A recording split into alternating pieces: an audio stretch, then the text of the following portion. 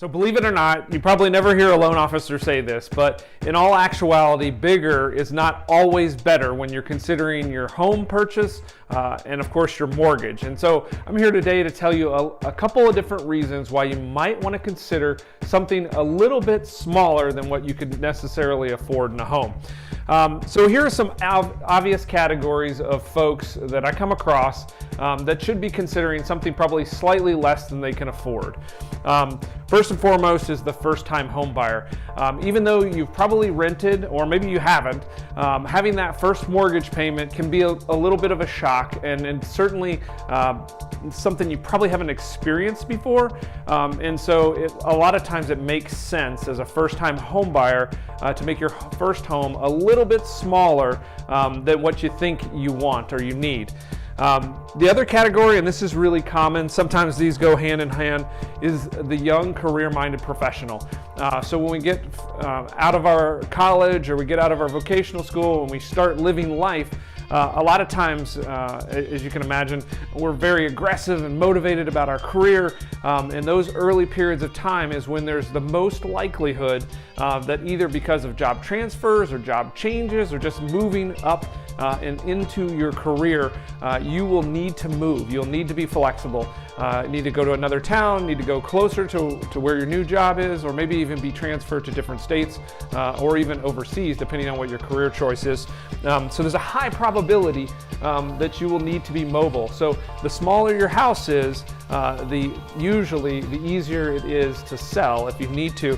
And it's certainly not ultimately probably what you can afford as your career grows over time. So you'll probably just, if you're in this category, there's a high likelihood that you're going to grow out of whatever that first home is.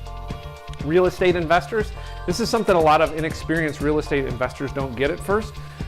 The sort of the median size home in any particular community, and we're going to talk about this a little bit more in a second, but that is going to be your most liquid type of home to invest in. So you're looking for sort of middle of the range or a little bit smaller than sort of the biggest home that you could probably afford or that is available in the community where you're looking to invest in real estate. So real estate investors is certainly one. And then of course empty nesters and retirees. This is usually the only one we really think about because we often think about downsizing in retirement and as we become empty nesters. So that's another category where a lot of times it makes sense to downsize.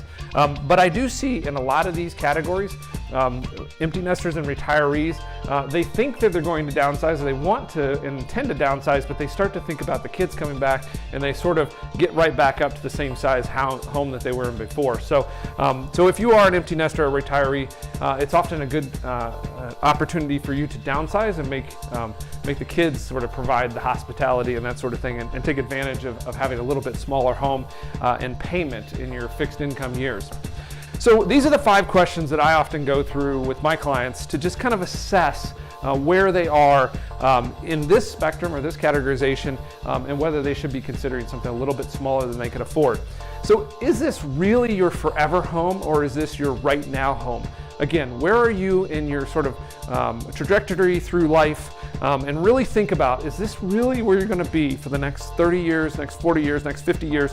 Or is there a high likelihood for a variety of different reasons that you will actually look to move from this home? And if that's the case, you probably should look for something a little more modest than your forever home might be.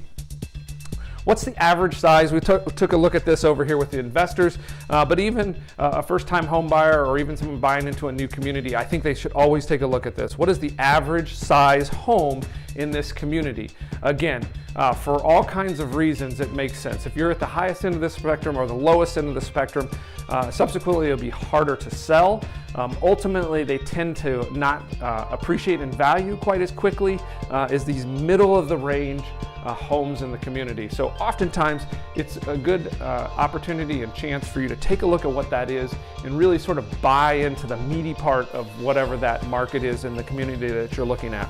What does your future income look like?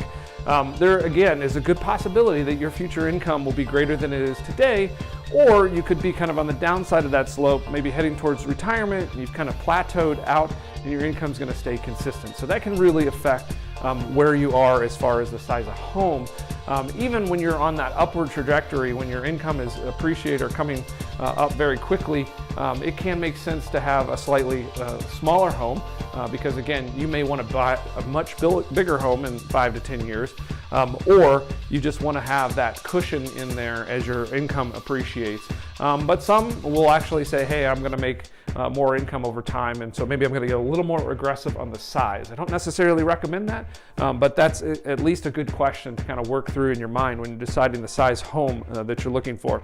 What does your future family look like?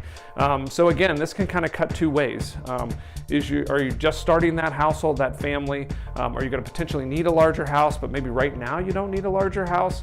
And so it makes more sense to get something a little bit smaller for that initial or existing family, whatever that looks like, and then save up a little money so that you can have a much larger home when you need it. Or potentially, again, you're on kind of the downside of that hill, and actually kids are starting to move out and you're looking for or need a smaller space just for you and your spouse. And then this is a big one too that a lot of people don't think about, but I think is really important. This is one I even consider for myself, is what does your lifestyle look like? What do you do to have fun? So are you one that just loves to bring people into your home and entertain and make that available, and therefore maybe you need a little bit larger home? Is that where you spend all of your fun time, all of your free time is really inside of that home? Then it might actually make sense to have a little bit bigger home. But if your lifestyle is a little bit more like mine, quite honestly, I love to travel, I love to do different places, so I'm willing to have a little bit more modest home so that I can have the extra margin in my life to be able to do the traveling and visiting other places. So lifestyle is really important when you're trying to decide the size of your home. So like I said, bigger isn't always better, but certainly go through these questions and really think about what is the size of the home and ultimately the mortgage that I'm going to be most comfortable with.